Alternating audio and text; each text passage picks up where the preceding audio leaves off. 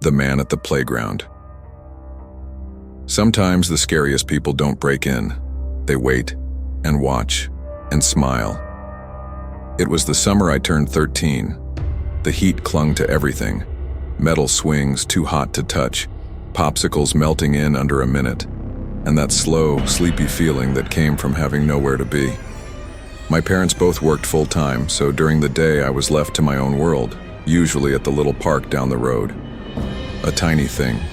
1 slide, 3 swings, and a rusted jungle gym that nobody really climbed anymore. But it was mine.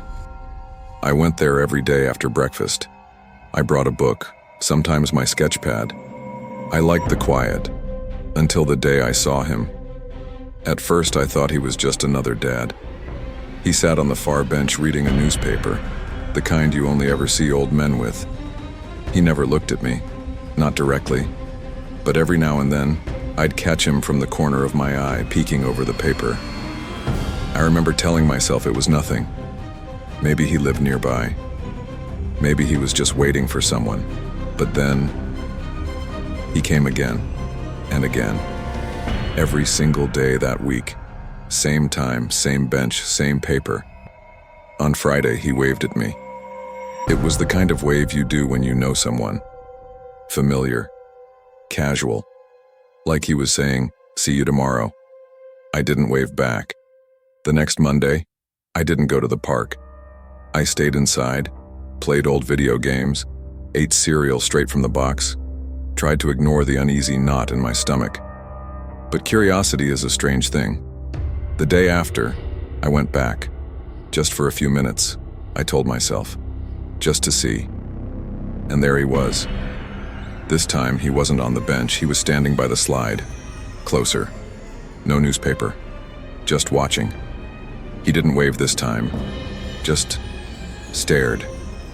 That's when I noticed something that still makes my blood run cold. He was holding something.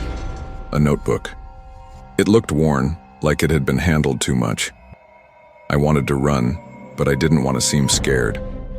So I packed my things slowly, walked away calmly. I didn't look back, but my skin burned with the certainty that he was still staring. That night I dreamed about the park, the man standing over the slide. Except this time in the dream, there was no sun, no swing set, just him, and a voice whispering over and over, "I know you now." I told my mom I didn't want to go out anymore. She assumed I was just growing out of the park phase. I let her believe that. But I started noticing things. Shadows near the kitchen window, footsteps outside at odd hours, a car that would slow down whenever I was near the mailbox. And one day, the notebook appeared on our porch. It was tied with twine, and my name was written on a sticky note. For you. Inside, pages and pages of drawings. Of me. Sitting on the swing. Bending over my sketch pad. Reading. Smiling. He had been watching me for weeks. My dad called the police. They took it seriously. At least that's what they said. They canvassed the area. A patrol car drove by once a day. But he was gone. He vanished like smoke. We never found out who he was. But I never went back to that park. I stopped drawing for a while. I stopped reading outside. Because now, every time I see a park bench, I look and wonder if someone's watching. The girl in apartment 6B. Obsession doesn't knock on your door. Sometimes it already lives next to you. I moved into that building because it was cheap. That's it. The rent was half what I was paying before, and the listing said, "Quiet neighborhood," in big, bold letters.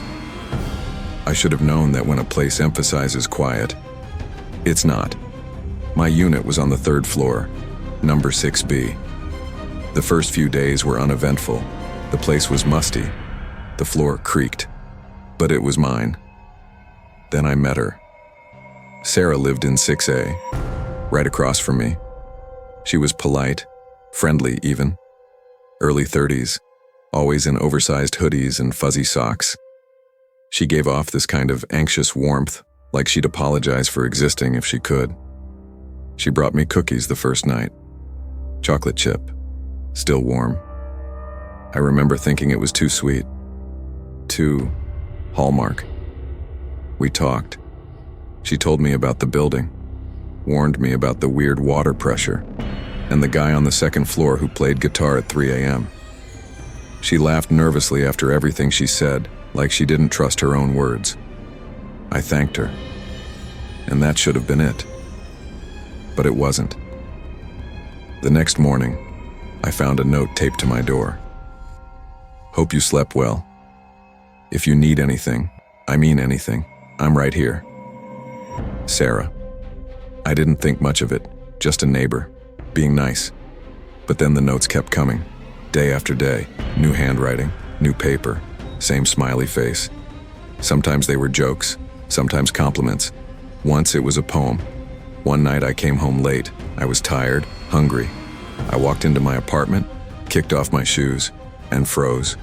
The cookies, they were back, on my table, in a plastic container, still warm. I had locked the door. Every window was closed. I stared at the cookies, and the air felt suddenly heavier, like something old and unseen was holding its breath. I asked Sarah about it the next morning. She smiled, just a little too wide. Oh, I must have left them before you came home. I didn't believe her, but I didn't push it. The breaking point came 2 weeks later. I woke up to the sound of something. Not a knock, not a crash. More like humming. It was coming from my closet. I sat up in bed, heart pounding, and crept across the room. I opened the door slowly, expecting nothing. But there she was, Sarah, sitting inside, in the dark, humming to herself. She didn't look surprised. She didn't scream. She just smiled. I was waiting. She whispered, "You always leave the window cracked." I don't remember much after that. I ran, called the cops. They found her curled up on the floor of her apartment with a knife and a journal, 100 pages, every entry about me. She had picked the apartment next to mine before I moved in. She had followed me for months, found my name, my schedule, my habits. She'd been planning this for longer than I could imagine. They took her away, but sometimes at night, I still hear humming, and I never leave the window cracked. He followed me for 47 days. You don't realize you're the prey until the hunt is already over. This one changed everything for me. It started like most bad stories do, quietly. I had just started a new job in a different city. I walked to work every morning, 10 blocks, coffee in hand, headphones on, routine. I started noticing him on day 3. He was standing outside the bookstore on 9th, staring at the glass, not moving, not reading, just standing. I passed him, glanced, forgot, but then he was there again. Next morning, same spot. By week 2, I'd see him on different corners, sometimes half a block ahead, sometimes behind me, always far enough not to be suspicious, never close enough to confront. He never approached me, but I started changing my route, crossing streets, taking longer ways, skipping coffee, and still, he followed. One day, I turned sharply down an alley, a dead end. I figured he'd either follow or disappear. He followed, and when I turned, finally, to face him, he stopped. Just stood there. No expression, no threat, just silence. I shouted, asked what he wanted. He didn't answer. He turned and walked away. That night I found something under my door, a Polaroid of me sleeping. I had never seen my bedroom from that angle. That was the first time I truly panicked. I went to the police. They said they'd look into it, took the photo, advised me to stay with friends. I did, but on day 47, he came inside. I don't know how. The locks weren't broken, the windows were fine. I woke up at 3:17 a.m. He was sitting in my chair, across the room, watching. He didn't speak. He just tilted his head, like a dog trying to understand a command, and then he stood, walked to the door, and left. I moved the next day, changed jobs, new name, new city. But I still don't sleep well. Because sometimes, in dreams, I wake up, and he's there, just watching, waiting. If you're still watching, tell me in the comments, which story haunted you the most?